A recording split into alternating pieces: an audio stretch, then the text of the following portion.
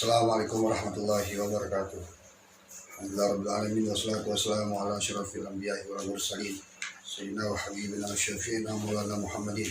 Subhanaka la ilma lana illa ma 'allamtana innaka antal alimul hakim. Rabbi shrah li sadri wa yassir li amri wahlul 'uqdaah min lisani yafqahu qawli bihaqqi sayyidina Muhammadin sallallahu alaihi wasallam wa ala alihi wa sahbihi ajma'in.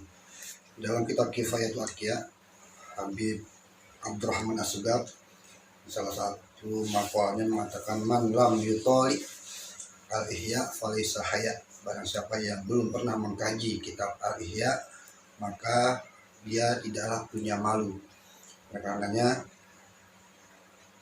hari ini saya akan membahas sedikit tentang muqaddimah kitab al-ihya terlebih dahulu agar difahami atau menjadi permulaan sebelum membahas ke halaman setelahnya.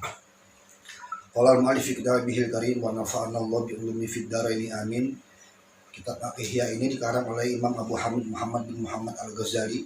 Dalam muqaddimahnya beliau mengatakan, Ahmadu, aku memuji Allah awalan terlebih dahulu, hamdan katsiran mutawalian, dengan pujian yang banyak, mutawalian yang berturut-turut. Wa in kana yatadha'alu duna haqqi jalalihi hamdul hamidin, sekalipun masih dianggap lemah atau masih dianggap belum cukup di sisi keagungan Allah, para pemuji yang memuji Allah. Artinya orang-orang yang memuji Allah sebenarnya sehebat dan sebanyak apapun masih belum memenuhi hak-hak keagungan Allah yang luar biasa. Oleh karenanya tingkat yang paling tinggi adalah tingkat pujian atau memuji Allah. Orang ketika berdoa itu harus lebih banyak muqaddimahnya mendahului pujian, memuji Allah. Alhamdulillahirabbil alamin, hamdan yuwafi ni'amahu wa yukafi mazidah. Ya Rabbana lakal hamdu wa lakal syukra wa lakal mannu wa lakal fadlu. Itu seperti itu. Harusnya lebih banyak memuji Allahnya. Jangan memuji Allahnya sedikit namun permintaannya yang banyak gitu. Artinya dahulukanlah memuji Allah yang banyak, kemudian baru memintanya. Ini yang seharusnya dicermati oleh para pendoa.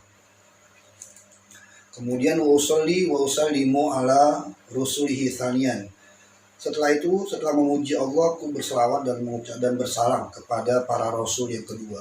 Para rasul Allah, salatan tastaghriqu ma'a sayyidil mursalin sa'iral basyar. Dengan selawat yang memenuhi atau selawat yang meliputi, yang mencakup seluruh seluruh para rasul termasuk sayyidil basyar, penghulunya para manusia, yaitu Nabi Muhammad sallallahu alaihi wasallam. Wa astakhiruhu, dan aku memohon petunjuk kepada Allah, salisan yang ketiga. Nah, ini salah satu di antara yang kita cermati bahwasanya Imam Al-Ghazali dalam menyusun kitab ini memohon petunjuk kepada Allah agar diarahkan, bukan berdasarkan hawa nafsu. Para ulama tempo dulu seperti itu. Bahkan dalam kitab Sofwatus Zubat itu, Imam Ibnu Ruslan ketika sudah selesai mengarang kitabnya, ini di tengah perjalanan di laut, kitabnya diikat oleh batu agar tenggelam. Dalam doanya, ya Allah, jika seandainya kitab ini bermanfaat, selamatkan. Namun jika seandainya tidak bermanfaat, maka lenyapkanlah.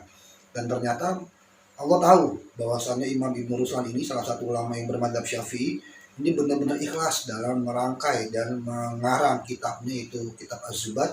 Dan kitab ini ditemukan oleh nelayan yang akhirnya nelayan tersebut memberikan kepada ulama di wilayah tersebut, yang sampai sekarang kitab As-Sofwatus Zubat ini ternyata dipakai atau digunakan atau dipelajari oleh seluruh umat Islam di dunia. Nah, ini menunjukkan bahwasannya Imam Ibnu Ruslan ini benar-benar ikhlas mengarang kitab tersebut bukan karena ingin mencari popularitas atau mencari ketenaran gitu. Berbeda mungkin dengan orang-orang di zaman sekarang yang ketika membuat buku ingin dikenal namanya, apalagi sampai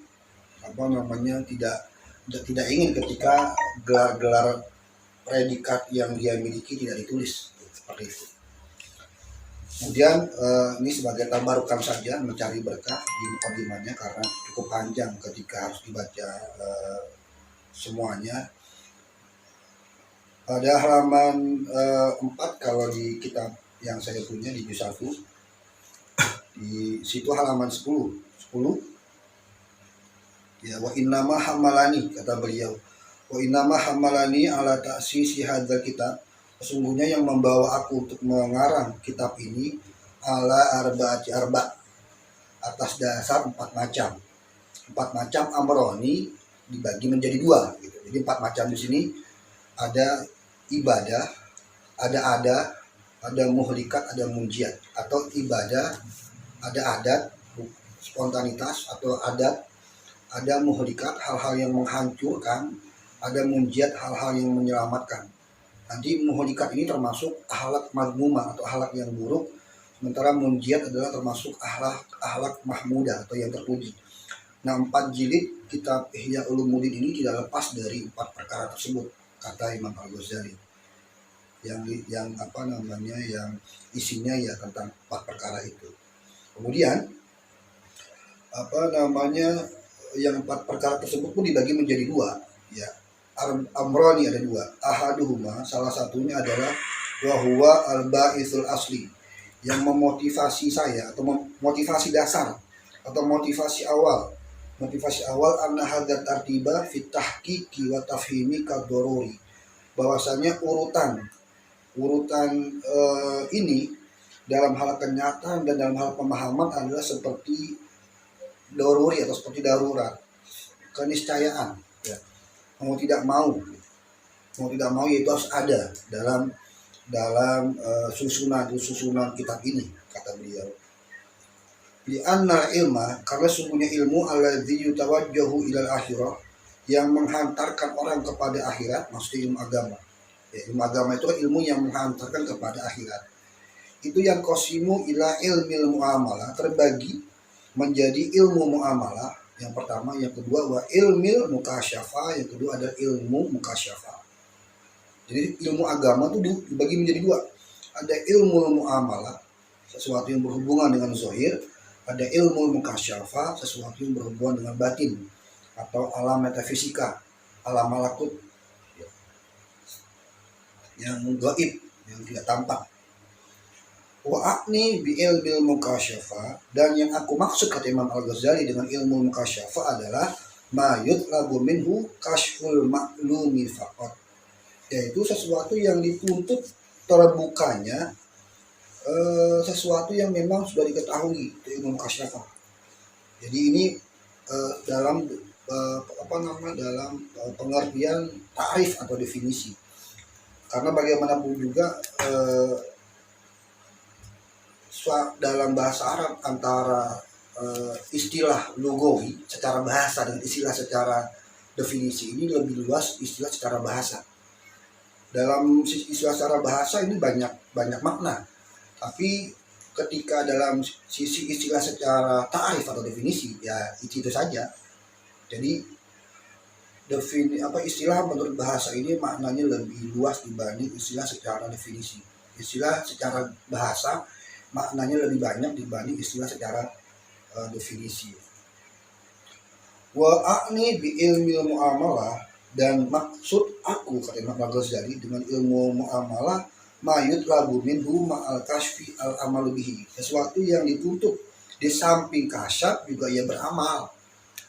Seolah-olah beliau ingin mengatakan kepada kita bahwasanya ada orang yang sudah kasyaf, sudah mencapai tingkat mukasyafa tapi tidak beramal, meninggalkan syariat atau meninggalkan beramal. Seolah-olah Imam Al-Ghazali ingin mengatakan demikian. Sementara yang aku maksud di sini ada bukan itu, kata Imam Al-Ghazali. Bukan itu. Wal maksud min hadzal kitab ilmu muamalah faqat. Sementara yang saya maksud dalam kitab ini, kata Imam Al-Ghazali, adalah ilmu muamalah saja. Tidak ada ilmu mukasyafah. Duna ilmil mukasyafah, bukan ilmu mukasyafah allati la rukhsata fi idaiha al-kutubah, yang mungkin tidak ada kitab-kitab ini bisa membahas atau meletakkan tentang pemahaman-pemahaman mukasyafah dalam suatu kitab. Nah, jadi ketika orang membahas, tidak ada di dunia ini kitab yang memang secara detail membahas tentang ilmu mukasyafah. Karena mukasyafah ini sesuatu yang berhubungan dengan batin, adalah sesuatu yang berhubungan dengan rasa. Nah, rasa atau wujdan itu sesuatu yang memang tidak bisa diungkapkan dengan kata-kata, sehingga hanya bagi yang merasakan jauh lah yang tahu apa itu mukasyafah. Sehingga ketika dituangkan dalam kitab atau dalam lembar-lembar kitab, ini nggak mungkin bisa sesempurna mereka yang merasakan yang sesungguhnya. Makanya tidak ada kitab yang memang membahas mukasyafah secara detail, tidak ada. Wa in kanat hiya ghayatu maqsidit thalibin. Sekalipun mukasyafah adalah merupakan puncak tujuan para orang yang menuju kepada Allah. Saya tidak membahas itu. Wa matma'in nazril siddiqin dan obsesi para orang-orang yang pandangan orang-orang sudah mencapai tingkat siddiqin, makom siddiqin, makom yang tertinggi. Wa ilmu muamalah thariqul ilahi. Nah, ilmu muamalah yang saya maksud di sini adalah ilmu yang yang menuju kepada Allah, yang ujung-ujungnya nanti akan mencapai mukasyafah, kata Imam Al-Ghazali. Oke, dengan istiqomah saja mempelajari kitab ini, nanti dengan sendirinya akan mukasyafah, kata beliau, seolah-olah seperti itu. Walakin lam yatakallam al-anbiya shalawatullahi alaihi ma'al khalqi. Namun kenapa para nabi dan para rasul dari zaman Nabi Adam hingga Nabi Muhammad tidak pernah membahas ilmu mukasyafah, nggak pernah membahas itu. Tapi yang dibahas hanyalah ilmi thoriq, hanyalah membahas tentang ilmu muamalah, tidak membahas ilmu mukasyafah. Wal irsyadi ilahi, dan ilmu muamalah tapi juga diarahkan kepada nanti ke sana, diarahkan kepada ilmu muamalah yang arahnya nanti sampai kepada mukasyafah. Itu kata Imam Al-Ghazali. Tidak ada, makanya kita jarang, bukan jarang ya, memang tidak secara eksplisit para nabi dan para rasul membahas ilmu mukasyafah. Wa amma ilmu mukasyafati falam yatakallamu fihi illa biramzi. Adapun ilmu mukasyafah ini mereka para nabi tidak membahas illa biramzi, kecuali hanya secara tidak langsung, ya, secara eksplisit, secara tidak langsung. Wal imai, dan hanya berupa isyarat saja, ala sabili tamthili, menurut atau atas jalan perumpamaan. Jadi para nabi itu tidak membahas kepada umatnya tentang ilmu mukasyafah, tapi hanya secara tidak langsung ilmu yang dibahas itu adalah ilmu yang mengarah kepada mukasyafah, tapi berupa perumpamaan, berupa isyarat gitu.